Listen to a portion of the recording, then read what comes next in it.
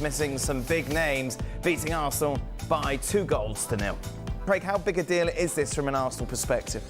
Well, I think it is, and I don't think it's just the fact that they're not going to be contesting the FA Cup. I think it's a broader and a bigger picture.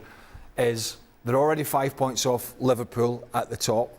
We have Man City, second half of the season, traditionally come strong. De Bruyne is back, Foden's in great form. They're not going away.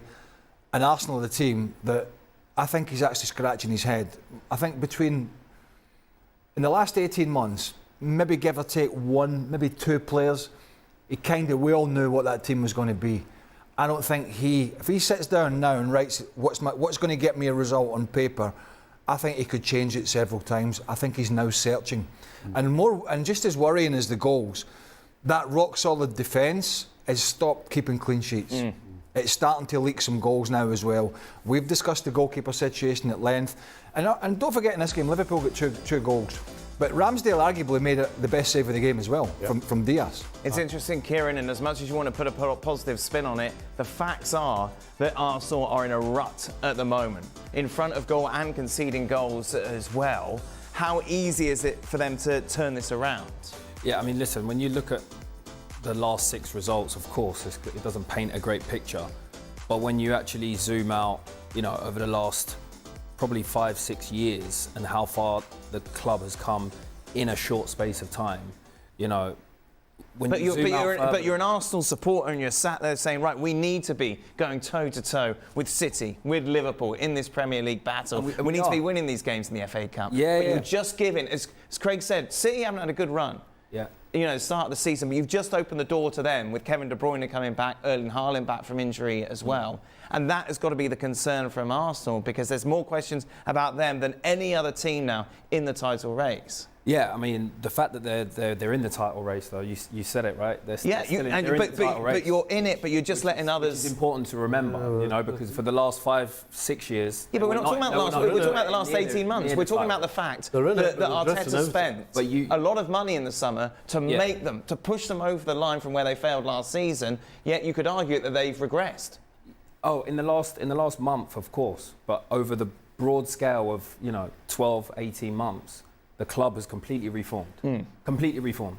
Do you want to agree with that? No, I completely agree with that, but you can only be judged that's not a point, on what you've done over the last couple of months. You've raised the bar high, no doubt about it. Arsenal won a lot of people's love because of the football they played last season.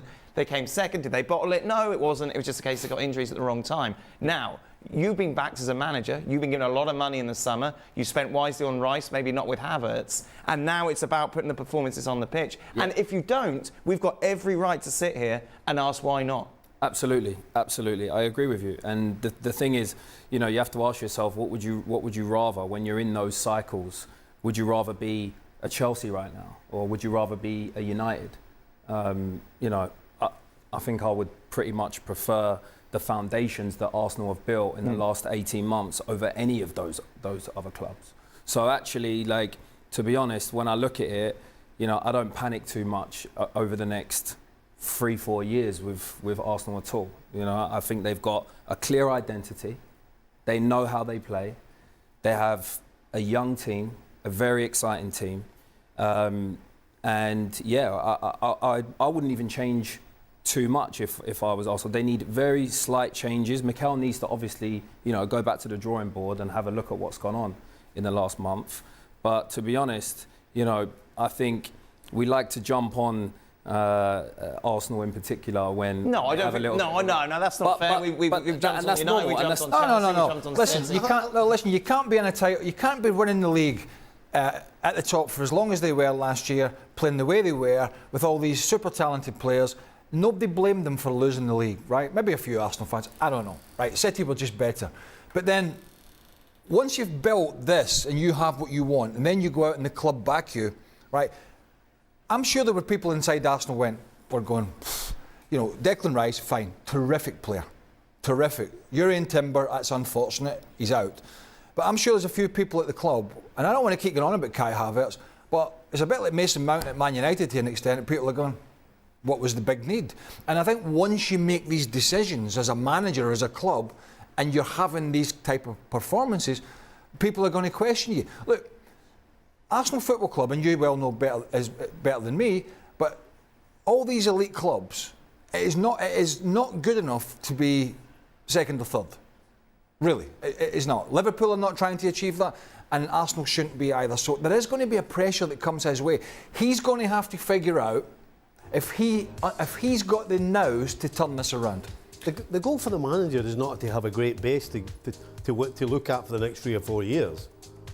The point of the manager is to win games. And right now, as Craig said, I don't think he knows the best side that's going to go and win games on a regular basis.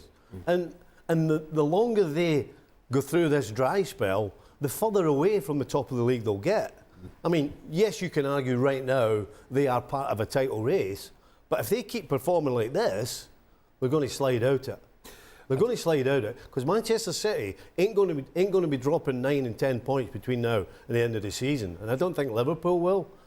So if Arsenal don't get sorted, particularly in the front end of the field, yes, they're not been as good defensively, but my goodness, going forward, they don't look like scoring. I mean, the possession they had for 70 minutes against this Liverpool side today, and they never one shot that Alisson had to save from White.